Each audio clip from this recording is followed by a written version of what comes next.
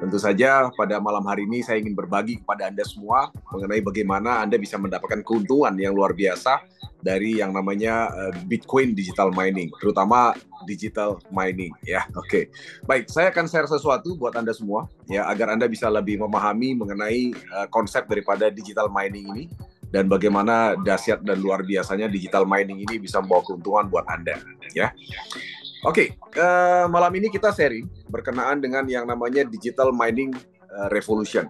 Ya, jadi apa itu digital mining revolution? Ya, jadi digital mining revolution tentu saja adalah sebuah revolusi dalam dunia penambangan digital.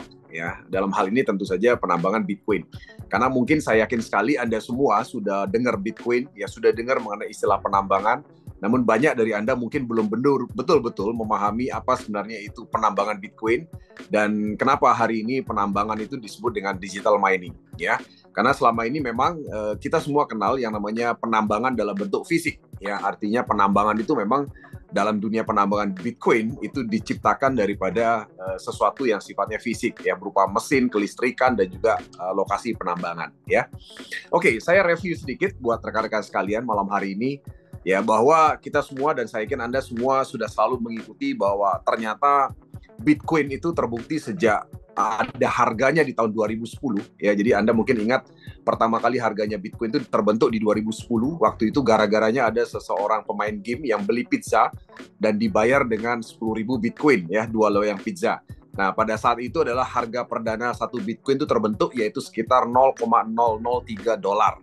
Ya, kalau saat itu rupiahnya sekitar 27 rupiah ya, Anda bayangin aja. Jadi waktu itu memang betul-betul Bitcoin itu dibuang-buang ya, dibagi-bagikan kepada para pemain game.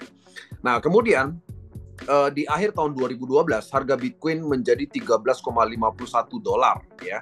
Jadi dolarnya waktu itu sekitar 129.696 rupiah per satu Bitcoinnya di akhir 2012 ya. Dan Anda bisa lihat dari 2010 ke 2012 itu harganya melonjak 450.233% ya dalam 2 tahun ya sejak adanya harga sebuah Bitcoin. Ya, tentu saja ini wajar dan lumrah karena saat itu terjadi adopsi massal terhadap penggunaan Bitcoin ya, dan kemudahan daripada penggunaan Bitcoin sehingga tiba-tiba harganya menjadi melonjak 450.000% di 2010 ke 2012 ya. Kemudian 4 tahun berikutnya ya di akhir 2016 satu Bitcoin menjadi 968 dolar ya, atau dirupiahkan saat waktu itu adalah sekitar 13.552.000 rupiah ya. Jadi dari 2012 ke 2016 4 tahun itu terjadi lonjakan harga Bitcoin sekitar 7.065%. Ya luar biasa ya teman-teman sekalian ya, kalau Anda hitung-hitungan nilai investasi meningkat 7.000% dalam 4 tahun itu sesuatu yang dahsyat ya. Karena kalau Anda presentasi itu Anda bagi per tahun, kemudian Anda bagi per bulan, bahkan Anda bagi per hari, itu masih jauh lebih dahsyat lagi peningkatannya gitu ya. Nah, kemudian di akhir 2020 ya harganya menjadi 28.775 dolar per Bitcoin ya, atau sekitar nilai rupiahnya adalah 402.850.000 rupiah, atau meningkat dari 2016 sekitar 2.872% ya. Kemudian di akhir 2024 ini ya, dari akhir 2020 ke akhir 2024 terjadi peningkatan ya menjadi 97.000 dolar atau sekitar 1,5 miliar ya. Jadi di mana peningkatannya adalah sekitar 237% sampai dengan akhir 2024 ya. Nah, tentu saja rekan-rekan sekalian, Anda bisa menarik sebuah kesimpulan dari data historis ini ya.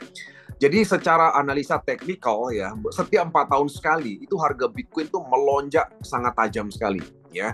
Nah, apa yang terjadi kenapa harga Bitcoin tuh melonjak sangat tajam? Ya, ada satu peristiwa yang terjadi setiap 4 tahun sekali yang disebut sebagai halving ya. Nah, apa itu halving? Halving itu adalah hadiah penambangan yang berkurang 50% setiap 4 tahun sekali. Dan ini membuat Bitcoin itu menjadi makin susah dicari dan makin langka, sehingga hukum supply and demand berlaku ya. Dan akhirnya harga Bitcoin itu menjadi sangat tinggi sekali ya. Nah, jadi rekan-rekan sekalian, ini kita sedikit kilas ya mengenai sejarah harga Bitcoin ya. Dan sekali lagi, saya ingatkan lagi kepada rekan-rekan sekalian, kenapa harga Bitcoin itu bisa meningkat tajam setiap 4 tahun sekali. Karena ini sebabnya ya. Yang pertama adalah stok Bitcoin itu terbatas, hanya 21 juta Bitcoin. Dan hari ini yang sudah beredar di market adalah sekitar 19,7 juta yang beredar di market, ya kan? Dan supply yang belum beredar, yang masih dalam proses penambangan, sisa sekitar 1,2 juta Bitcoin lagi. Ya, dan diprediksi adalah sisa 1,2 juta ini baru akan habis ditambang oleh penambang itu di tahun 2140. Ya, jadi masih lama ya teman-teman sekalian ya, habisnya sisa 1,2 juta. Padahal ini kurang dari 6%. Tapi masih panjang waktunya ya, karena setiap 4 tahun sekali soalnya makin berkurang hadiah penambangan yang diberikan kepada penambang ya. Nah, sementara supply-nya yang makin sedikit ya kan, dan permintaan itu makin banyak. Ya, jadi saya yakin Anda semua paham hukum ekonomi lah ya. Ini hukum ekonomi sebenarnya. Di mana sebuah barang yang supply-nya terbatas, susah dicari, tapi banyak orang yang nyari, banyak orang yang ngejar, banyak orang yang beli, banyak permintaan, ya otomatis barang itu akan menjadi makin mahal. Ya, jadi itu adalah hukum supply and demand. Itu sudah biasa di dunia bisnis apapun, dunia komoditas apapun sama seperti itu. Jadi ini adalah hukum ekonomi yang biasa berlaku di dunia kita hari ini ya. Nah, itulah sebabnya rekan-rekan sekalian mengapa harga Bitcoin itu akhirnya menjadi sangat tinggi dan terus makin tinggi makin lama ya, karena supply-nya tidak pernah lebih dari 21 juta ya. Nah, kemudian rekan-rekan sekalian, sebenarnya ngomong-ngomong, dari mana demand daripada Bitcoin atau permintaan besar daripada Bitcoin itu sebenarnya dari mana sumbernya? Nah, ini saya ambilkan sumber daripada CoinMarketCap ya. Ini Anda bisa lihat di volume 24 jam terakhir daripada CoinMarketCap ya, mengenai volume transaksi Bitcoin. Itu volumenya mencapai 391,1 triliun rupiah. Ya kan, jadi volume transaksinya ya, jadi lalu lintasnya Bitcoin itu di dunia itu 24 jam terakhir itu mencapai 391,1 triliun rupiah ya, sebuah angka yang sangat besar sekali teman-teman sekalian ya, bahkan mengalahkan perputaran daripada banyak bank di muka bumi ini ya. Nah, jadi teman-teman sekalian, dari mana demand itu terbentuk? Yang pertama adalah banyak orang hari ini di dunia itu melakukan yang namanya saving Bitcoin. Apa itu saving Bitcoin? Jadi orang-orang kaya sekarang itu sudah menjadikan Bitcoin ini bukan saja hanya sebagai alat transaksi saja, tapi mereka sudah menjadikan Bitcoin ini sebagai store of value atau penyimpan nilai kekayaan. Di mana banyak orang, mungkin termasuk rekan-rekan sekalian, mungkin memahaminya dulu yang namanya aset itu biasanya penyimpan nilai atau kekayaan itu emas biasanya, ya. Nah, namun ternyata dengan naiknya harga Bitcoin yang berlipat-lipat dalam 15 tahun terakhir, membuat banyak orang kaya itu mulai mengalihkan ya, jadi mengalihkan menyimpan harta mereka menjadi dalam bentuk Bitcoin yang tadinya mereka menyimpan dalam bentuk aset fisik ya. Tadi Anda udah dengar di video pertama tadi, itu adalah Michael Saylor ya, CEO daripada MicroStrategy, yang mana dia mengatakan bahwa hari ini terjadi pergeseran yang tadinya orang itu berinvestasi dalam bentuk aset fisik ya, baik dalam bentuk properti, kemudian baik dalam bentuk tanah ya kan, kemudian barang seni tadi dilihatkan ya, mobil mewah dan sebagainya, dan ada juga orang yang berinvestasi dalam bentuk financial asset seperti misalnya deposito ya, saham ya kan, obligasi dan sebagainya. Nah, mereka pelan-pelan sekarang itu mulai mengalihkan kepada yang namanya digital asset ya, yaitu Bitcoin ya, karena ini adalah digital asset yang memang diakui pertama di dunia dan diakui oleh undang-undang banyak negara termasuk Indonesia sebagai digital asset ya. Nah, jadi hari ini rekan-rekan sekalian, demand itu sumbernya satu. Yang pertama adalah dari orang yang melakukan yang namanya saving Bitcoin ya. Saving Bitcoin artinya mereka memang menyimpan atau menabung Bitcoin ya, dan disimpan dalam jangka panjang untuk mengamankan kekayaan mereka ya dalam bentuk Bitcoin. Itu yang pertama, yang sumber terbesarnya pertama di situ. Dan ngomong-ngomong, kalau Anda tahu data Indonesia ya, Anda boleh cari di Google pernyataan saya ini. Hari ini di Indonesia itu ternyata ya, transaksi Bitcoin di Indonesia itu udah mencapai 500 triliun lebih ya. Jadi orang yang menyimpan aset dalam bentuk Bitcoin di Indonesia itu sudah mendekati 500 triliun. Anda bisa bayangkan. Jadi di Indonesia ini ternyata banyak orang kaya yang memang sudah mulai menyimpan kekayaan mereka dalam bentuk Bitcoin. Ya, dan ini data Anda bisa cari di Google. Itu datanya ada semua ya. Karena data itu sekarang Bitcoin ini kan sudah masuk dalam kategori aset komoditas yang ada di bawah penanganan atau di bawah pengawasan Bapepti ya. Dan kita punya kabar gembira bahwa di tanggal 10 Januari Bitcoin atau aset digital itu akan ada di bawah penanganan OJK ya. Jadi akan lebih safe, lebih aman ya. Nah, kemudian yang kedua, sumber demand-nya dari trading Bitcoin. Jadi hari ini karena Bitcoin ini harganya fluktuatif ya. Jadi kalau teman-teman lihat tadi kan saya memperlihatkan harga setiap 4 tahun sekali itu memang meningkat tajam setiap 4 tahun sekali. Namun dalam perjalanannya day by day atau bahkan detik per detik, kalau Anda lihat harga sebuah Bitcoin itu sebenarnya fluktuatif ya. Jadi kalau saya udah sejak 2019 itu mengenal yang namanya Bitcoin, itu saya melihat perjalanan Bitcoin itu biasa. Naik 10%, 20%, turun 20%, 30%, naik lagi dan seterusnya, itu udah biasa. Ya, sementara kalau mungkin Anda biasa trading, mungkin belum di dunia aset digital seperti Bitcoin, ya misalnya trading forex, trading saham atau trading yang lainnya, itu Anda mungkin tidak terbiasa dengan angka fluktuasi yang cukup tinggi ya. Karena kalau kita bicara trading saham misalnya, itu fluktuasinya paling 2%, 3% gitu ya.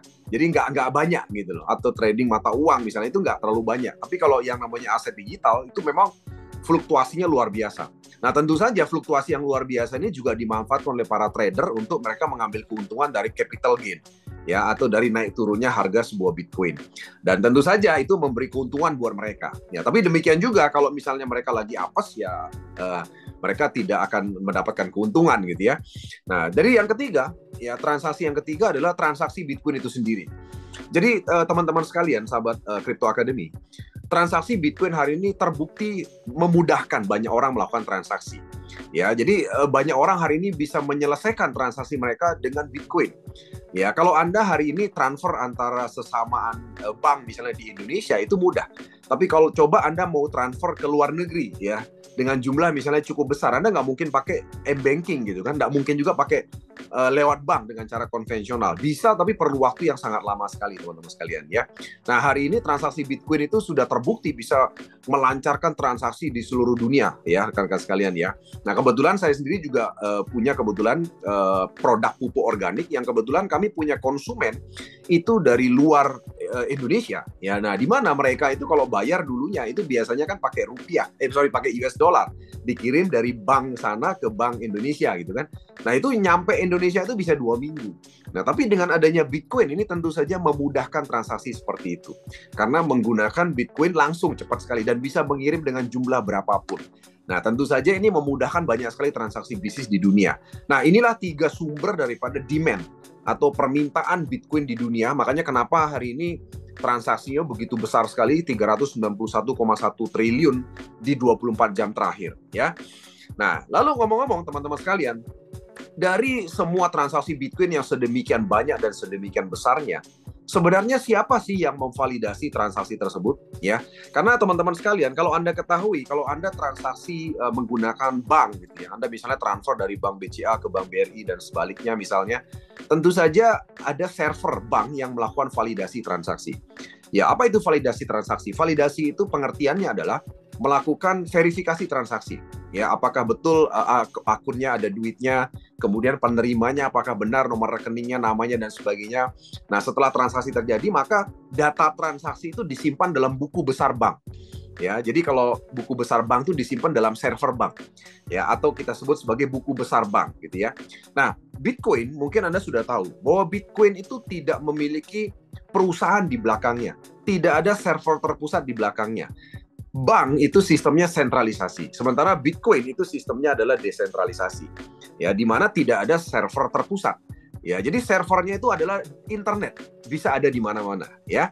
Nah, jadi siapa saja sebenarnya yang bisa melakukan validasi transaksi atau melakukan mining Bitcoin kita sebut, ya. Nah, ini ada beberapa perusahaan besar yang merupakan software penambangan atau mining pool penambangan yang menyediakan software penambangan untuk melakukan mining atau validasi transaksi tersebut. Ya, nah ini Anda bisa lihat ini adalah nama-nama besar yang ada seperti Foundry USA. Itu menguasai lebih dari 30% ya transaksi validasi Bitcoin. Kemudian ada perusahaan namanya Npool, ada Via BTC, ada F2 Pool, ada Binance Pool dan sebagainya. Ya, nanti Anda bisa cari di Google hal-hal seperti ini ya. Nah, jadi yang mereka lakukan adalah mereka melakukan validasi transaksi Bitcoin. Nah, ini saya akan contohkan. Ini saya ambil kebetulan 24 jam terakhir. Ya, bukan 24 jam terakhir ya, berapa jam yang lalu gitu ya. Ini 8 menit yang lalu misalnya. Ya, itu perusahaan yang namanya Via BTC itu berhasil memverifikasi satu blok transaksi yang sebelah kiri. Sebelah kiri itu adalah nomor bloknya. Nah, di mana nomor blok itu kalau Anda klik, itu akan terdiri dari 144.000 transaksi. Ya, dan di mana mereka itu harus bisa menyelesaikan kurang lebih dalam 10 menit. Maka mereka harus memvalidasi semua transaksi 144.000 itu dalam 10 menit. Maka mereka akan mendapatkan reward atau hadiah berupa Bitcoin.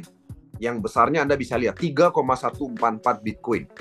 Ya, nah Anda hitung sendiri 3,144 Bitcoin itu kalau kita kalikan harga Bitcoin sekarang 1,5 miliar sekian, itu berarti kan hampir 5 miliar ya, hampir 5 miliar hadiah penambangan yang didapatkan oleh perusahaan penyedia software penambangan atau mining pool seperti via BTC misalnya, ya kan? Nah, kemudian di bawahnya ini Anda bisa lihat ada Anon, ada Binance Pool, ada Foundry USA. Apa maksudnya Anon? Anon itu adalah mereka yang menambang kumpulan itu adalah mereka tidak bernaung dalam sebuah perusahaan tertentu. Artinya para miner atau mereka yang melakukan validasi itu siapapun boleh, termasuk Anda, teman-teman sekalian. Jadi Anda hari ini kalau Anda punya di rumah Anda sebuah superkomputer ya, ditambah dengan mesin rig untuk penambangan atau mining Bitcoin dan itu dijual bebas, Anda bisa lakukan sendiri di rumah Anda. Tapi ingat, Anda harus siap-siap dengan biaya listrik yang sangat mahal dan biaya maintenance mesin yang juga sangat mahal. Nah, yang anon-anon ini adalah mereka yang tidak bernaung dalam satu perusahaan. Jadi mereka itu betul-betul menambang sendiri dari rumah masing-masing. Tapi mereka berkumpul dalam satu mining pool penambangan. Makanya disebut dengan anon. Jadi tidak bernaung dalam satu perusahaan tertentu. Nah, satu contoh lagi di bawahnya ada Binance Pool. Ya, jadi dibagi-bagi. Jadi 3,1 Bitcoin itu tidak didapatkan oleh satu orang kalau yang anon itu. Yang anon itu dibagi berapa orang yang ada di situ, ya. Nah, kemudian ada Binance Pool, ada Foundry USA, ada N-Pool, ada Foundry dan seterusnya. Nah, ini waktunya adalah 8 menit, 10 menit, 13 menit yang lalu dan seterusnya. Jadi rata-rata sekitar setiap 10 menit sekali ya sistem daripada Bitcoin itu, sistem codingnya itu akan membagikan sekitar 3,1 sekian Bitcoin ya pada periode 2024 sampai 2028 ini sekitar 3,1 Bitcoin setiap 10 menit apabila miner atau penambang itu berhasil melakukan validasi transaksi Bitcoin 144.000 transaksi setiap 10 menit sekali ya. Nah, inilah yang disebut mining Bitcoin agar Anda bisa mulai lebih memahami apa itu mining Bitcoin ya. Nah, rekan-rekan sekalian, tadi saya sudah sampaikan bahwa setiap validasi itu memerlukan namanya superkomputer. Superkomputer itu seperti apa? Saya mau kasih bayangan Anda seperti ini misalnya. Anda mungkin tahu Facebook ya. Anda saya yakin punya Facebook masing-masing ya. Facebook itu bisa menyimpan data foto, video Anda berapapun besarnya di cloud katanya. Ya kan? Coba sekarang Anda yang punya Facebook, apakah Anda bayar untuk punya fasilitas Facebook? Ya kan? Anda tidak bayar sama sekali kan? Tapi Anda tahu setiap Anda mengupload video, foto di beranda Anda melakukan like, ya, share dan sebagainya, Anda dimakan kuota internetnya. Ya dari situlah Facebook mendapatkan uang. Jadi setiap Anda klik dan sebagainya, Anda dapat uang. Ya, Facebooknya dapat uang, ya kan? Nah, Facebook karena mereka mendapatkan uang yang cukup banyak daripada pengguna yang cukup besar, mereka bersedia menyediakan server. Anda bisa lihat ini server Facebook itu seperti ini. Ya, dan server Facebook ini bayangkan itu bisa menampung data berapapun jumlahnya. Ya, saya nggak tahu hari ini Anda pegang handphone apa, teman-teman sekalian. Anda coba cek handphone Anda. Ya, handphone yang ada di Indonesia hari ini itu rata-rata kan paling gede itu daya simpannya 512 GB gitu ya. Nah, kalau misalnya Anda pingin daya simpan handphone Anda lebih kencang lagi, Anda bisa tambahkan cloud. Tapi kan Anda harus bayar kalau Anda nambahkan cloud. Nah, sama seperti Facebook, Anda nggak perlu bayar, tapi Anda bisa bayangkan. Anda mungkin sudah punya Facebook, ada yang sudah 10 tahun punya Facebook, dan Anda bayangkan berapa banyak foto, video yang Anda sudah share di beranda Anda, dan Anda tidak pernah dikenakan biaya sama sekali. Ya kan? Nah, oleh sebab itu, kenapa bisa begitu? Ya, karena sebenarnya semua data Anda itu tidak benar-benar disimpan di awan. Ada tempat penyimpanannya. Nah, inilah dia namanya server Facebook ya. Bentuknya kayak gini, teman-teman. Di dalamnya itu ada superkomputer, itu di dalam rak-rak itu superkomputer yang begitu besarnya, banyaknya dan sangat cepat dan bisa menyimpan begitu banyak data termasuk foto-foto Anda, kenangan Anda masa lalu semua kesimpan ya. Nah, satu contoh lagi misalnya server daripada Google. Anda tahu Google kan? Google itu kan Anda bayangin aja, Anda punya email hari ini, di mana email Anda bisa menyimpan banyak sekali data kan, dan banyak dari kita menyimpan data email kita itu di dalam email dalam bentuk cloud kan, dengan jumlah berapapun besarnya ya kan. Kalau Anda punya aplikasi dan sebagainya semua kesimpan di Google. Ya, Anda tahu bahwa ternyata Google itu punya server terpusat. Ya, dan sama juga halnya kayak bank, teman-teman sekalian. Bank itu pun juga punya yang namanya server terpusat ya. Nah, kebetulan saya dulu mantan seorang pegawai bank negeri di Indonesia ya, bank rakyat di Indonesia. Nah, itu bank itu punya yang namanya data center. Bentuknya sama kayak gini teman-teman sekalian. Isi di dalamnya adalah superkomputer. Ya, tapi itu terpusat, ya kan? Nah, artinya ini kalau dibom misalnya, mohon maaf ya, ini contoh misalnya server Google kena bom habis sudah. Maka data Google habis. Ya, Anda nggak bisa akses lagi semua data Anda. Demikian juga dengan Facebook ya. Nah, lalu bagaimana dengan data server daripada Bitcoin? Ternyata bentuknya sama teman-teman sekalian. Isinya juga sama-sama superkomputer. Cuma bedanya ya, data server daripada Bitcoin itu tidak dipegang oleh satu perusahaan tertentu. Tidak berada di satu titik tertentu teman-teman sekalian. Karena dia tersebar di seluruh dunia data server daripada Bitcoin. Ya, dan bentuknya sama seperti ini. Jadi Bitcoin itu adalah sesuatu yang digital, tapi ternyata penyimpanan semua data transaksi itu juga ada fisiknya seperti ini. Sama seperti data Facebook, data Google, dan sebagainya. Jadi semua disimpan dalam server seperti ini. Ya. Nah, saya akan berikan bayangan kepada Anda. Ini adalah Bitcoin Mining Map. Jadi ini adalah menunjukkan lokasi daripada data center atau server-server Bitcoin di seluruh dunia yang merupakan tempat penambangan Bitcoin, teman-teman sekalian. Anda bisa lihat ya, yang warna orange ya. Jadi warna orange dan makin gelap itu menandai bahwa di tempat itu sudah banyak sekali yang namanya tempat penambangan Bitcoin. Ya kan, di tempat-tempat yang warna orange dan makin ke warna gelap agak coklat itu sudah banyak sekali. Sementara yang makin memudar, ya makin mudar, makin memutih atau makin ke abu-abu, itu menunjukkan di situ tidak ada. Ya, nah Anda bisa lihat hampir seluruh dunia. Ya, ini Anda bisa lihat Amerika Anda bisa lihat. Yang paling banyak itu Amerika Utara, ya di situ ada Dallas, Texas, dan Amerika Selatan. Di situ ada Argentina, ada El Salvador dan sebagainya. Ya, bahkan di seluruh negara bagian Amerika itu sudah tersebar yang namanya Bitcoin. Kemudian di Afrika, di bagian Ethiopia dan sebagainya, ya. Nah, kita lihat ini. Nah, di bagian Kalimantan juga ada, terutama di negara Malaysia dan Brunei Darussalam. Ya, tapi kalau di Indonesia masih belum banyak ada, jadi sporadik. Artinya sporadik itu belum terpusat kalau di Indonesia, masih dimiliki oleh para individu kecil-kecil gitu ya. Nah, di Malaysia, dan Anda lihat Thailand, China, ini China juga cukup besar ya. Kemudian di Rusia, ini Rusia juga sangat besar. Ya, Rusia, kemudian di Kutub Utara, Iceland itu juga banyak sekali. Ya, nah jadi ini adalah Bitcoin Mining Map. Ya, nah jadi memang dari seluruh penambangan Bitcoin di dunia itu yang paling besar itu adalah USA 35%, Kazakhstan 18%, dan Rusia 11%, teman-teman sekalian. Ya, jadi data center itu tersebar di seluruh dunia. Jadi artinya kalau kita bicara mengenai misalnya Anda mau membom data center Bitcoin, ya Anda harus bom seluruh dunia berarti, gitu loh maksudnya ya. Tapi beda kalau misalnya data centernya Google, Anda tahu tempatnya. Anda kalau mau bom data centernya Google, selesai sudah. Datanya udah nggak ada, Anda nggak bisa akses semuanya. Demikian juga dengan Facebook misalnya. Nah, jadi artinya itulah kekuatan daripada Bitcoin mining ya. Dan hari ini teman-teman sekalian, kekuatan hash power daripada Bitcoin mining ini mencapai 700 exaheksi per second. Dan itu lebih besar digabungkan dengan antara servernya Facebook, digabung dengan servernya Google, ya bahkan digabung dengan servernya Microsoft, digabung ya. Itu masih lebih besar hash power daripada Bitcoin. Ya, jadi kekuatan servernya jauh lebih hebat Bitcoin. Demikian juga seluruh bank di dunia ini digabung data centernya, ya servernya digabung, itu masih lebih besar, ya kan, data center atau kekuatan server daripada Bitcoin. Jadi Bitcoin ini udah sangat besar sekali, ya bahkan lebih besar daripada data center atau server daripada militer Amerika Serikat, ya. Oke, teman-teman sekalian. Nah, lalu teman-teman sekalian, komponen dalam penambangan itu yang penting apa? Yang pertama adalah hardware dan software. Ya sama kayak Anda menjalankan komputer Anda. Komputer Anda itu kan ada namanya hardware-nya, ada software-nya. Hardware itu kan anunya, yang Anda lihat secara fisik kan, monitornya, keyboard-nya, itu kan fisik ya, CPU-nya itu fisiknya. Nah, tentunya harus ada software, program di dalamnya yang menjalankan itu. Nah, demikian juga dalam penambangan Bitcoin, rekan-rekan sekalian. Dalam penambangan Bitcoin atau mining Bitcoin, ada yang namanya hardware. Hardware itu adalah ya alat fisik. Anda bisa lihat, ya kan, itu adalah superkomputernya, kemudian kelistrikannya, mesin rig-nya, kemudian lokasi penambangannya, Anda bisa lihat. Ya, dan ini contoh 3 perusahaan penambang Bitcoin besar dunia yang menyediakan hardware. Ya, jadi tugasnya 3 perusahaan ini menyediakan hardware aja. Ya, itu contohnya ada Minebase namanya. Kemudian ada Genesis Mining dan ada HOOD 8 namanya. Ini contoh 3 perusahaan yang menyediakan hardware daripada mining Bitcoin. Kalau saya sebutnya itu sebagai provider penambangan. Kemudian selain hardware, ada juga perlu software kan. Ya sama kalau Anda mau menjalankan komputer Anda kan nggak bisa hanya ada keyboard, layar dan sebagainya. Harus ada software, ada install. Nah, inilah yang penyedia software penambangan atau kita sebut sebagai mining pool penambangan.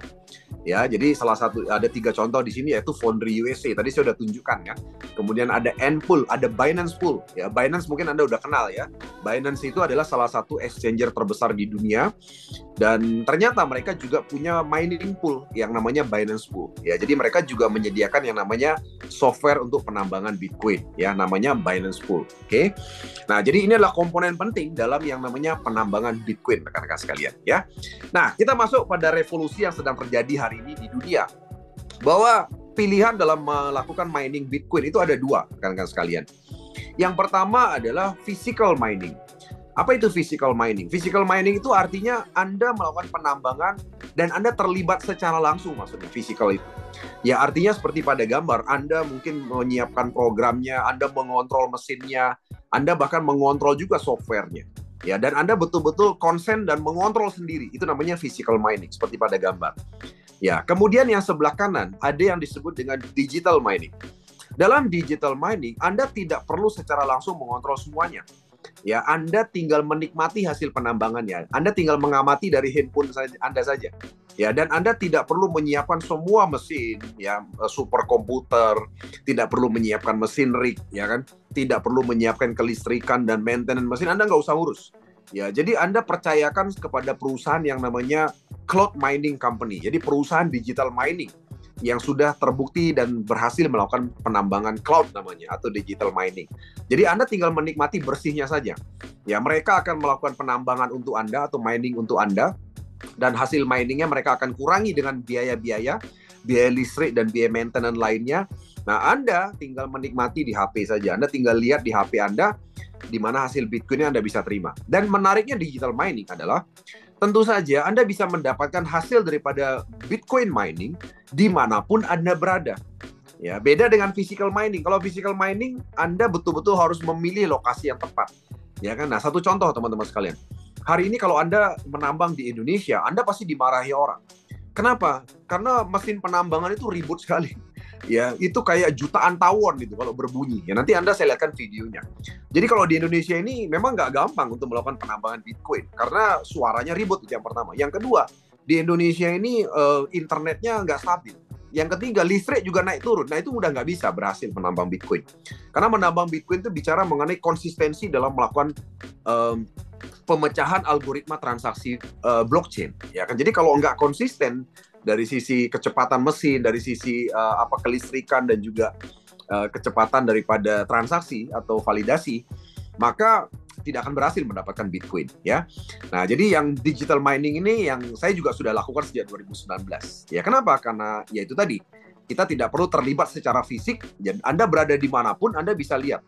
Ya, Anda lagi jalan-jalan ke luar negeri, Anda lagi kemana, Anda tinggal lihat hasil penambangan yang Anda percayakan kepada perusahaan cloud mining. Ya, nah, Anda selanjutnya tinggal melakukan withdrawal atau penarikan kepada dompet atau exchanger yang Anda percaya ya untuk melakukan penyimpanan Bitcoin ya. Nah, oleh sebab itu inilah revolusi dalam dunia Bitcoin mining teman-teman sekalian ya. Artinya hari ini Anda tidak harus melakukan physical mining untuk mendapatkan Bitcoin. Anda cukup melakukan atau bergabung dengan perusahaan cloud mining dengan satu sistem yang namanya digital mining. Anda tetap bisa dapat Bitcoin dari penambangan ya. Oke, selanjutnya rekan-rekan sekalian. Malam hari ini Anda semua beruntung. Ya, kenapa saya bilang beruntung? Karena saya akan share sesuatu yang luar biasa bahwa hari ini saya memperkenalkan satu perusahaan cloud mining atau digital mining yang disebut sebagai iMine. Ya, di mana iMine ini adalah salah satu perusahaan cloud mining yang ada di dunia. Ya, CEO-nya adalah Josh Mesquita. Ya, saya sendiri udah kenal dengan beliau, udah ketemu langsung juga dengan beliau ya.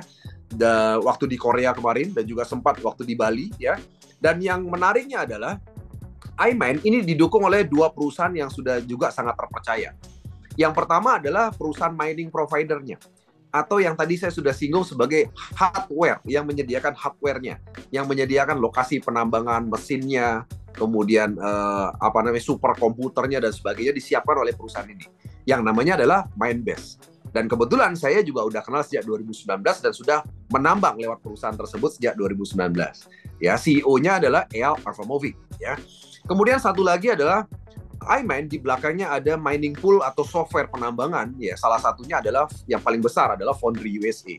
CEO-nya adalah Mike Kuller. Ya, kebetulan kalau ini saya memang belum ketemu ya, belum kenal secara pribadi. Tapi kalau CEO daripada iMind dan CEO daripada Mindbase itu sudah bertemu secara pribadi dan sudah kenal secara pribadi ya. Nah, jadi ini adalah digital mining yang namanya iMind yang merupakan salah satu pilihan untuk Anda. Nah, yang luar biasa adalah Anda tidak perlu khawatir karena digital mining ini sudah mendapatkan legalitas dari negara El Salvador. Ya, kenapa negara El Salvador penting sekali? Ya, karena El Salvador adalah bagian dari negara-negara besar di dunia hari ini yang melegalkan mengenai seluruh transaksi Bitcoin di negaranya. Ya, termasuk di sini Anda bisa lihat izinnya adalah cloud mining, kemudian BTC Investment Teaching dan BTC Marketing Network ya. Nah, Anda bisa scan barcode di sini, Anda bisa scan barcode-nya, dan Anda nanti akan masuk langsung ke dalam website resmi daripada pemerintah negara El Salvador. Nah, Anda bisa lihat di sana ada yang berbahasa Spanyol dan ada berbahasa Inggris ya kalau nggak salah legalitasnya ya. Sebagai yang namanya registered supplier ya. Jadi Anda bisa melihat bahwa iMind ini sudah punya legalitas yang lengkap ya untuk berkaitan dengan penambangannya. Oke.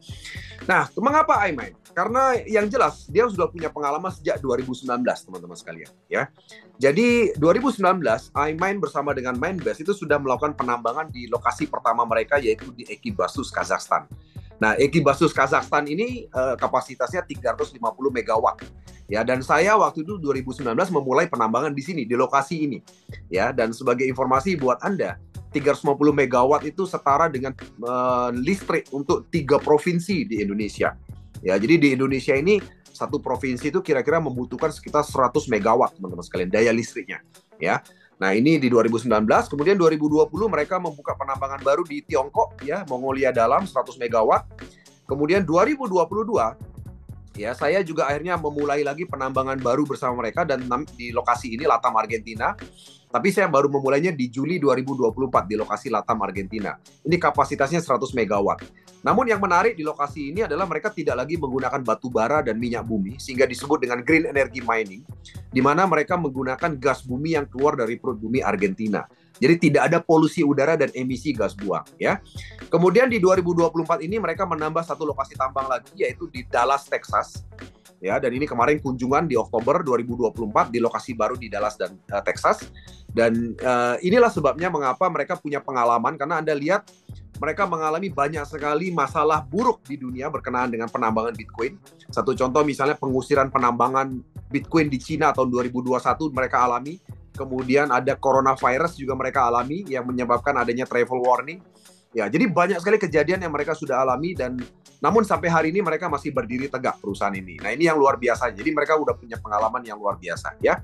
Nah, untuk bisa memberikan bayangan kepada Anda mengenai bagaimana lokasi penambangan ini, saya perlihatkan sebuah video dan Anda bisa simak baik-baik video ini karena video ini langsung merupakan video dari lokasi tambang daripada iMind ya. Silakan.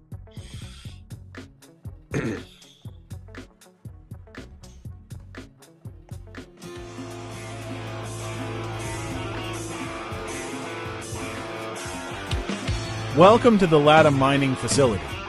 Boasting up to 100 megawatts of potential operational capacity, this state-of-the-art facility boasts green energy production, which can enable state-of-the-art Bitcoin mining operations for Mindbase and its clients. This is the future of Bitcoin mining.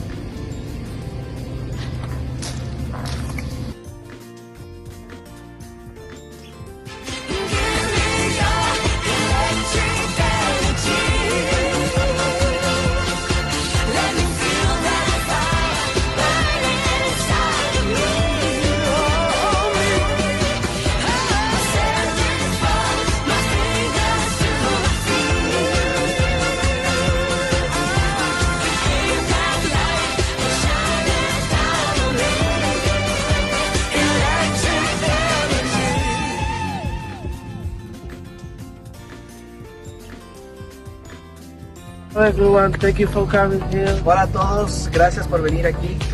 Welcome to Mindbase Mining Farm. Les damos la bienvenida a la granja de minería de Mindbase.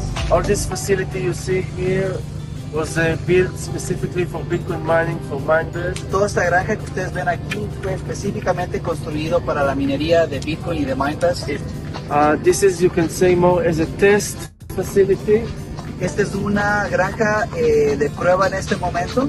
And once we prove it's profitable for both sides, we can go to 100 megawatts. Y una vez que hemos probado que realmente la rentabilidad es óptima, nos mudaremos a una granja de 100 megawatts. We invested here a few millions of dollars. Hemos invertido aquí varios millones de dólares.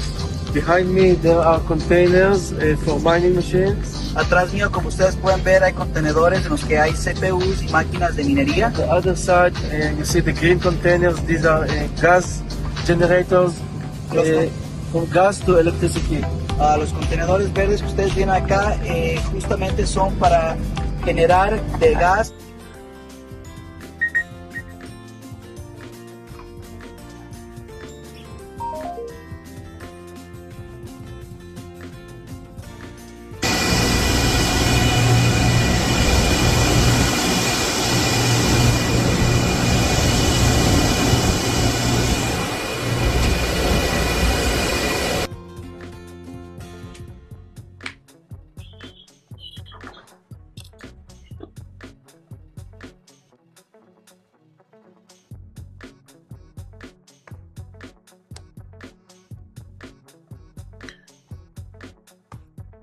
Oke, baik ya.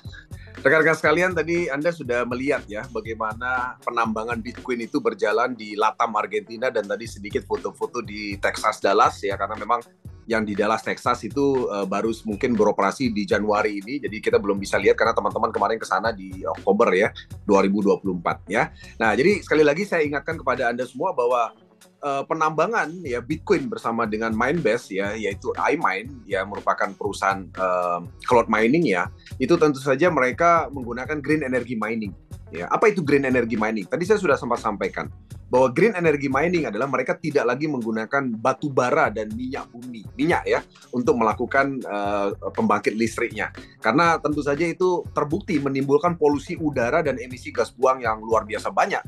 Dan itulah yang membuat akhirnya Cina atau pemerintah Cina itu mengusir para penambang Bitcoin di tahun 2021 karena isu daripada polusi udara dan emisi gas buang ya.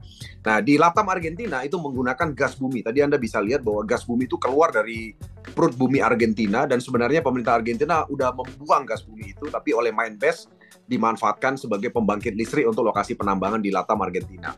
Kemudian yang di Dallas, Texas, mereka menggunakan pembangkit listrik tenaga air terjun. Ya, jadi kalau Anda mungkin lebih memahami daripada konsep penambangan, Anda bisa lihat bahwa biaya listrik yang dibebankan kepada Anda sebagai miner itu cuma 0,032 USDT per kWh. Dan terus terang rekan-rekan sekalian, saya kebetulan sudah sering mengamati perusahaan cloud mining seperti ini. Saya bandingkan dengan yang lain, memang yang lain itu biaya listrik yang dibebankan ke kita itu jauh lebih mahal. Ya, ada 0,04 USDT, ada 0,07 dan seterusnya ya. Jadi di atas 0,032. Dan memang yang paling murah ini adalah iMine ya. Dan kuncinya jawabannya adalah mereka sangat efisien dari sisi pembangkit listriknya ya. Nah, jadi sekali lagi dengan adanya digital mining rekan-rekan sekalian, Anda nanti tinggal mengontrol yang namanya hasil penambangannya itu setiap hari di HP Anda masing-masing, ya kan? Anda bisa lihat hasilnya 24 jam non-stop tanpa ada hari libur, ya, karena penambangan Bitcoin itu tidak ada hari libur ya teman-teman ya. Karena ini bukan trading, jadi tidak ada istilah hari libur. Jadi setiap rata-rata jam 2 pagi Anda mendapatkan hasil penambangan Anda, ya. Jadi Anda tidur, Anda bangun besok paginya itu sudah ada penambahan saldo Bitcoin di akun Anda, ya. Jadi Anda bisa kontrol 24 jam, dan yang luar biasa adalah pembayarannya instan. Artinya Bitcoin itu bisa langsung masuk kepada akun Anda masing-masing, ya, dan juga penarikannya fleksibel. Artinya Anda juga bisa menarik kapan saja hasil penambangan itu, dan Anda bisa masukkan kepada exchanger yang mungkin Anda percaya di Indonesia, ya, bisa Indodax dan sebagainya, ya, Anda bisa lakukan transaksi juga dari situ. Jadi penarikannya juga sangat fleksibel. Dan yang ketiga, mesinnya efisien, tadi saya sudah singgung. Yang keempat adalah dashboardnya juga sangat interaktif. Jadi Anda bisa melihat dashboardnya itu hidup gitu loh. Jadi artinya saldo Bitcoin Anda berapa value-nya itu akan kelihatan secara interaktif sesuai dengan value harga Bitcoin. Jadi ketika harga Bitcoinnya naik, dia ikut naik gitu ya, harga value-nya ikut naik. Kemudian juga ada dukungan support online yang disiapkan oleh company. Jadi Anda bisa chat langsung juga melalui akun Anda masing-masing. Akan Anda dilayani sesuai dengan jam kerja operasional ya. Jadi ketika Anda butuh bertanya sesuatu, Anda bisa tanya. Dan aplikasi penambangannya sudah tersedia ada sekitar kalau nggak salah 7 bahasa ya.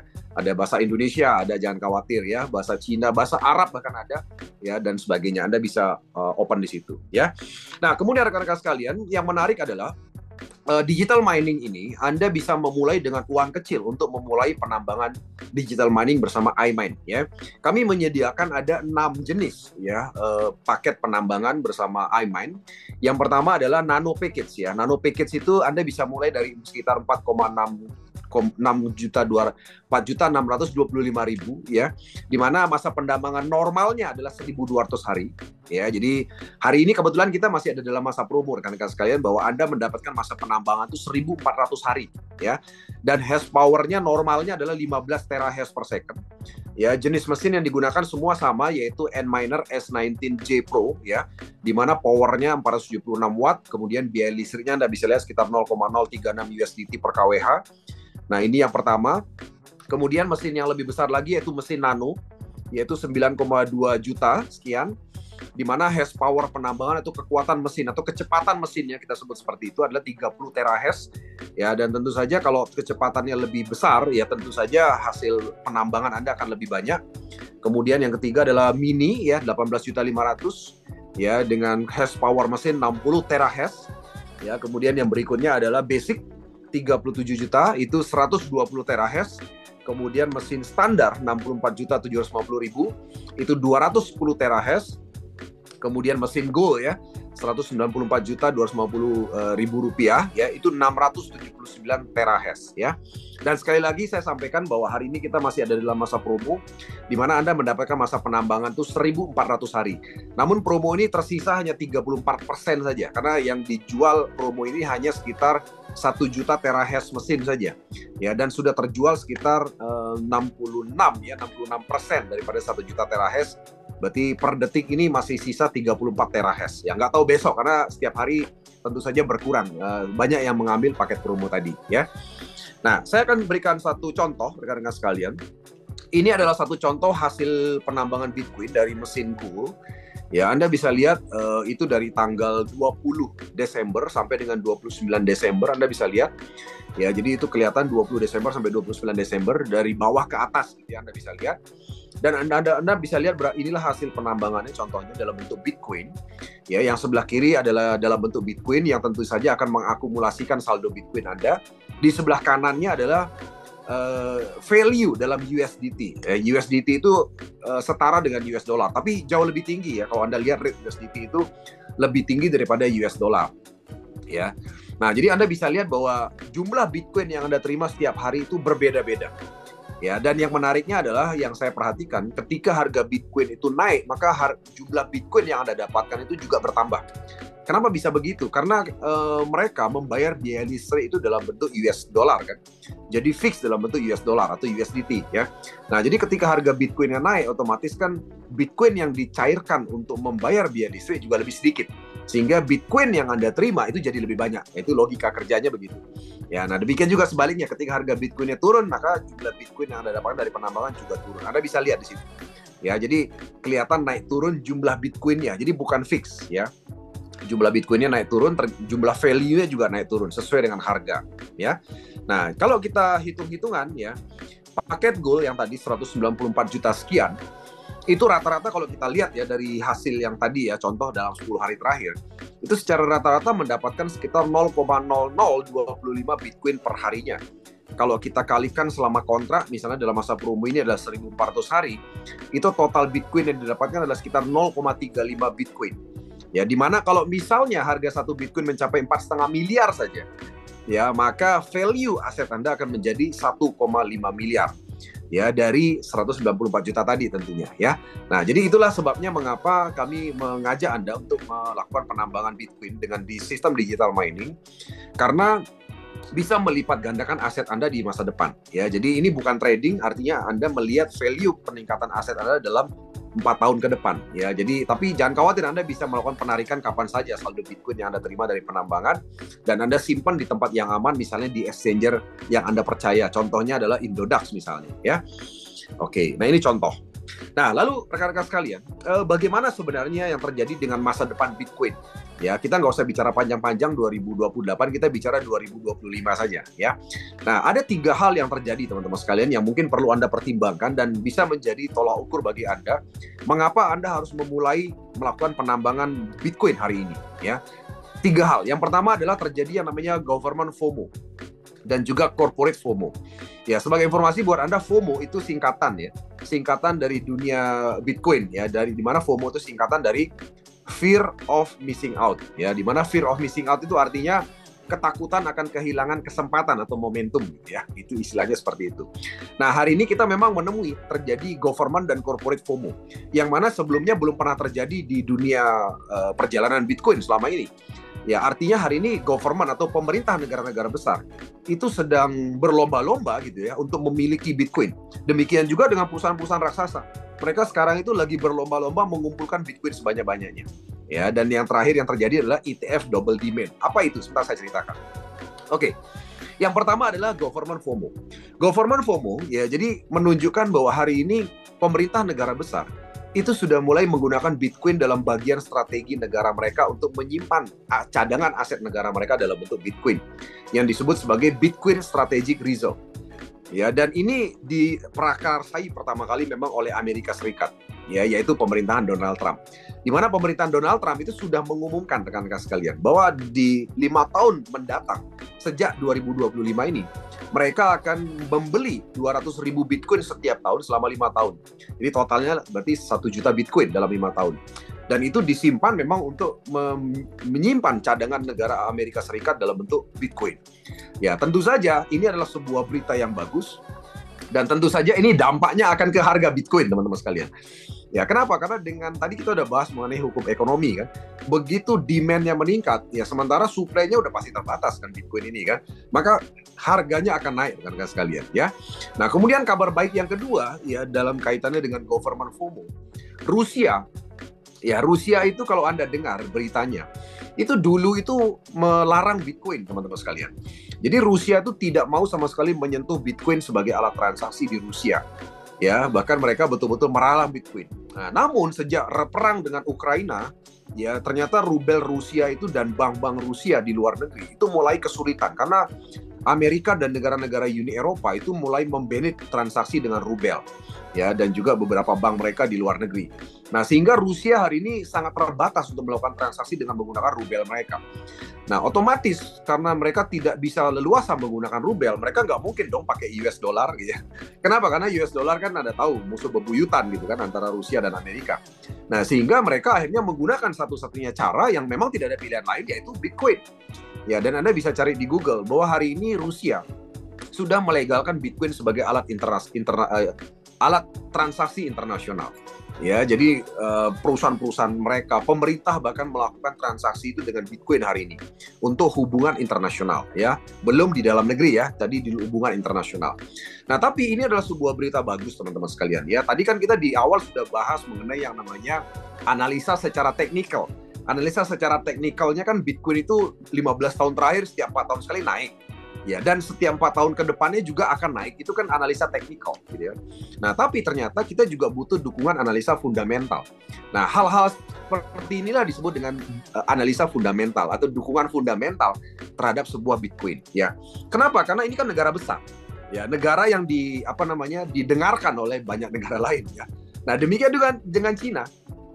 Jadi, kalau Anda mungkin menyimak tadi apa pernyataan saya, 2021 Cina itu betul-betul mengharamkan Bitcoin di negaranya. Ya, jadi semuanya dilarang. Ya, baik itu disimpan sebagai aset, ya untuk transaksi, trading nggak boleh, nambang nggak boleh, semua nggak boleh tahun 2021. Ya, namun tahun ini ya ternyata pengadilan tinggi Cina, ya istilahnya kayak pengadilannya utamanya di Cina sana, itu mengeluarkan satu undang-undang yang terus terang merubah peta perpolitikan Bitcoin di negara Cina. Yaitu Bitcoin hari ini dilegalkan sebagai aset, layaknya properti gitu loh di Cina. Ya kan, dan ini adalah sebuah berita besar gitu. Ya memang mereka belum memperbolehkan Bitcoin itu legal sebagai alat transaksi. Sama kayak di Indonesia, rekan-rekan sekalian. Kita di Indonesia ini kan Bitcoin itu hanya dilegalkan sebagai aset investasi. Artinya Anda sebagai warga negara Indonesia hanya boleh menyimpan Bitcoin sebagai aset investasi. Anda nggak boleh pakai belanja, itu nggak boleh. Ya, karena satu-satunya alat belanja yang sah adalah rupiah. Nah, sama kayak di Cina. Cina itu belum memperbolehkan transaksi. Ya, nah, tapi hari ini mereka buat kemajuan besar, yaitu Bitcoin dilegalkan sebagai aset seperti properti. Ya, dan Anda semua saya yakin setuju dengan saya bahwa 3 negara ini adalah penguasa dunia. Amerika, Rusia, dan China. Dan 3-tiganya sekarang sudah memberi lampu hijau yang luar biasa terhadap sebuah nama Bitcoin. Ya, dan ini adalah berita besar untuk 2025, teman-teman sekalian. Makanya terus terang dengan adanya 3 berita besar ini, banyak para pengamat ekonomi, para aset manajemen, ya manajer investasi, betul-betul mengubah analisa fundamental mereka terhadap harga sebuah Bitcoin. Ya. Jadi kami sendiri terus terang meramalkan harga Bitcoin itu bisa tembus 300.000 US dollar di tahun 2028. Tapi dengan adanya analisa fundamental seperti ini, kayaknya bakal maju gitu. Artinya di 2025 ini itu bisa saja terjadi di 2025 ya. Nah, itu yang pertama yang terjadi. Yang kedua yang terjadi adalah yang kita sebut sebagai corporate FOMO. Corporate FOMO ini adalah terjadinya yang namanya strategi penyimpanan Bitcoin oleh perusahaan-perusahaan raksasa dunia. Dan ini sudah dilakukan oleh yang namanya MicroStrategy, teman-teman sekalian. Perusahaan IT besar dunia. Anda bisa cari perusahaan ini sangat besar sekali di Amerika ya. Dan para pemegang sahamnya sangat setuju mengalihkan aset perusahaan dalam bentuk Bitcoin. Dan mereka sejak 2020 itu membeli Bitcoin terus-menerus. Dan sampai hari ini mereka memiliki 446.400 Bitcoin. Dan mereka tidak berniat untuk menjual satu keping pun Bitcoin mereka, satu peser Bitcoin pun tidak. Ya, bahkan baru saja MicroStrategy CEO-nya Michael Saylor itu membuat statement yang luar biasa. Anda cari di Google statement-nya. Dia bilang bahwa kalau dia mati, ya kan tolong bakar semua password penyimpanan Bitcoin. Karena saya nggak mau Bitcoin saya dibawa kemana-mana. Saya hanya mau menyimpan Bitcoin saja, saking luar biasanya gitu loh teman-teman. Nanti Anda bisa dengar statementnya ya. Nah, di mana rata-rata harga beli dia adalah sekitar 1 miliaran. Ya, jadi total nilai aset mereka dalam bentuk Bitcoin sekitar 450 triliun. Ya, teman-teman bisa lihat, tidak banyak perusahaan yang berani mengalihkan aset perusahaan mereka senilai 450 triliun ke dalam bentuk Bitcoin. Ya, namun satu hal yang menarik adalah ternyata dengan strategi mereka ini diiringi dengan yang namanya peningkatan harga saham daripada MicroStrategy. Di mana harga saham MicroStrategy juga hari ini menembus harga yang sangat tinggi sekali, teman-teman sekalian ya. Dan mengalahkan pertumbuhan saham daripada yang namanya Google, ya Microsoft, Nvidia bahkan itu kalah pertumbuhan sahamnya sejak 2020. Ya, pertumbuhan sahamnya mencapai 1.200%, teman-teman sekalian ya. Dan tentu saja ini dikaitkan dengan kepercayaan publik terhadap langkah mereka untuk menyimpan yang namanya Bitcoin ya. Dan yang terakhir teman-teman sekalian yang terjadi 2025 adalah akan terjadi yang namanya double demand atau permintaan double daripada yang namanya ETF. Apa itu ETF? ETF itu adalah Exchange Trade and Fund. Jadi ETF itu adalah semacam sebuah produk ya dalam bentuk basic Bitcoin, di mana ETF itu ibaratnya begini. Kita tahu bersama kan selama ini masyarakat kita belum banyak kenal Bitcoin, terutama kalangan konvensional. Mereka banyak belum berani berinvestasi dalam bentuk Bitcoin, walaupun mereka punya uang, gitu kan? Kenapa? Karena mereka belum nyaman dengan transaksi digital seperti Bitcoin, gitu ya. Nah, mereka lebih suka transaksi itu atau berinvestasi itu konvensional sistem. Konvensional sistem itu misalnya ketika mereka taruh uang di bank dalam bentuk deposito, mereka dapat kontrak deposito atau bilet deposito. Ketika mereka beli saham perusahaan, mereka dapat yang namanya lembar sahamnya. Ya, ketika mereka beli obligasi, mereka dapat kontrak obligasinya dan sebagainya. Jadi itulah aset konvensional atau pelaku daripada para investor konvensional. Nah, selama ini orang yang berinvestasi Bitcoin kan mereka tidak dapat apa-apa. Tidak dapat yang namanya kontrak secara fisik. Nah, hari ini ETF itu sudah menyetujui yang namanya ETF Bitcoin di awal 2024. Di mana para manajemen investasi, saat ini ada 11 perusahaan manajemen investasi yang sudah menyediakan produk Bitcoin ETF. Seperti Grayscale, ya Fidelity, BlackRock, dan sebagainya. Jadi mereka adalah perusahaan-perusahaan aset manajemen besar di Amerika yang menyediakan produk investasi dalam bentuk Bitcoin ETF. Ya, di mana orang yang berinvestasi dalam bentuk Bitcoin tidak betul-betul memiliki Bitcoin-nya. Mereka tidak punya kontrol penuh. Mereka menyerahkan kepada manajer investasi untuk mengontrol Bitcoin mereka gitu loh. Mereka hanya pegang kontrak berupa kertas saja. Dan itulah yang dilakukan oleh banyak sekali investor konvensional. Nah, saat ini ya itu yang namanya investasi dalam bentuk Bitcoin ETF itu hanya dalam bentuk uang fiat. Ya, uang fiat itu maksudnya dolar atau rupiah itu uang fiat ya. Uang fiat ditukar menjadi Bitcoin. Dan ketika mereka mencairkan hasil investasi mereka, Bitcoinnya harus dijual dulu, dijadikan uang fiat, baru dimasukin ke rekening mereka. Ya, itu adalah cara yang selama ini dilakukan dalam investasi dalam bentuk Bitcoin ETF. Nah, tapi di akhir 2025 ini sudah ada kabar daripada ETF bahwa sistem deposit dan withdrawalnya itu bisa tetap dalam bentuk Bitcoin. Gitu loh. Jadi artinya begini. Artinya orang yang sudah punya Bitcoin, artinya yang sudah familiar dengan Bitcoin, itu bisa membeli produk Bitcoin ETF. Kalau kemarin kan nggak bisa. Kemarin hanya orang yang punya uang dolar atau rupiah misalnya, atau dolar yang mau beli Bitcoin ETF itu mereka harus punya uang dolar. Nah, orang yang sudah punya Bitcoin kan nggak mau menjadikan uang Bitcoin mereka dalam bentuk dolar. Karena harus dijadikan dolar dulu, baru dijadikan Bitcoin ETF. Nah, hari ini di akhir 2025 bukan diprediksi ya, ini sudah rencana bahwa deposit dan withdrawalnya bisa dalam bentuk Bitcoin. Ya tentu saja teman-teman sekalian, ini akan membuat permintaan akan menjadi double. Artinya mereka yang menyimpan Bitcoin juga bisa berinteraksi dan bisa langsung berinvestasi dalam Bitcoin ETF. Dan ketika mereka withdrawal pun mereka tetap bisa dalam bentuk Bitcoin. Jadi mereka tidak perlu menjadikan uang fiat Bitcoin mereka. Dan tentu saja ini akan berpengaruh kepada harga teman-teman sekalian ya. Harga Bitcoin akan menjadi sangat mahal sekali ya. Oke teman-teman sekalian, yang terakhir untuk menutup presentasi saya, ini adalah beberapa ramalan prediksi harga Bitcoin di 2025 ya. Tom Lee ya, seorang yang sangat terkenal sekali meramalkan harga Bitcoin bisa tembus 250.000 US dollar. Robert Kiyosaki ya, pengarang buku terkenal Rich Dad Poor Dad, bisa meramalkan 350.000 US dollar. Bitwise bisa meramalkan 200.000 US dollar ya. Jadi artinya kalau kita bicara tengah-tengahnya saja ya, kami dari Crypto Academy memprediksi bahwa di 2025 ya, bahkan sampai dengan 2028, tergantung nanti perjalanannya di mana kita lihat ya, itu harga Bitcoin bisa tembus di angka 300.000 US dollar per satu Bitcoin, atau sekitar 4,5 miliar rupiah per satu Bitcoin ya. Nah, pertanyaan pentingnya, Anda sudah punya berapa saldo Bitcoin saat itu terjadi? Kalau Anda punya 0,1 berarti aset Anda bertambah 30.000 US dollar atau sekitar 450 juta. Kalau Anda punya 1 Bitcoin berarti aset Anda bertambah 300.000 US dollar atau sekitar 4,5 miliar. Kalau Anda punya 3 Bitcoin berarti aset Anda bertambah sekitar hampir 15 miliar. Kalau Anda punya 10 Bitcoin berarti aset Anda bertambah sekitar 45 miliar. Tergantung Anda mau punya berapa Bitcoin saat dia mencapai harga 300.000 US dollar ya. Jadi rekan-rekan sekalian, satu contoh ya, jadi sekali lagi, dengan melakukan digital mining, Anda mengeluarkan uang itu lebih sedikit. Ya, misalnya Anda mau punya Bitcoin dalam 4 tahun ke depan, itu 1 Bitcoin. Ya, 1 Bitcoin itu kalau dibagi dalam 4 tahun 1.400 hari, itu berarti Anda harus punya 0,0071 Bitcoin setiap hari. Ya, kalau Anda bicara penambangan yang benar, itu Anda butuh mesin penambangan itu yang kekuatannya 2100 terahash.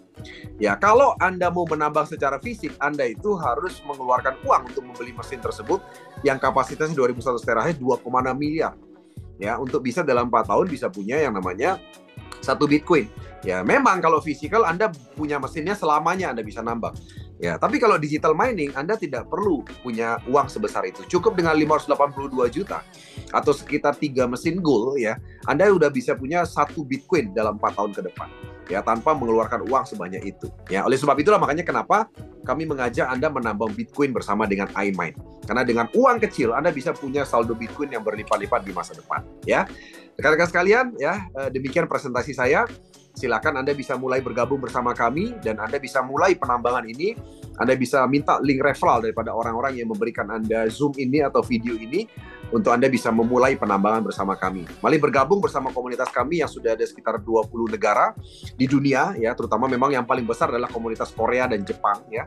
Dan komunitas kita juga di Indonesia masih kecil, sebenarnya masih sangat sedikit sekali karena adopsi mining Bitcoin ini adalah adopsi yang memang perlu didengung-dengungkan terus karena ini adalah sesuatu yang baru di dunia digital mining yang namanya Bitcoin ya. Oke, rekan-rekan sekalian, sekian dari saya. Mungkin silakan kita bisa mulai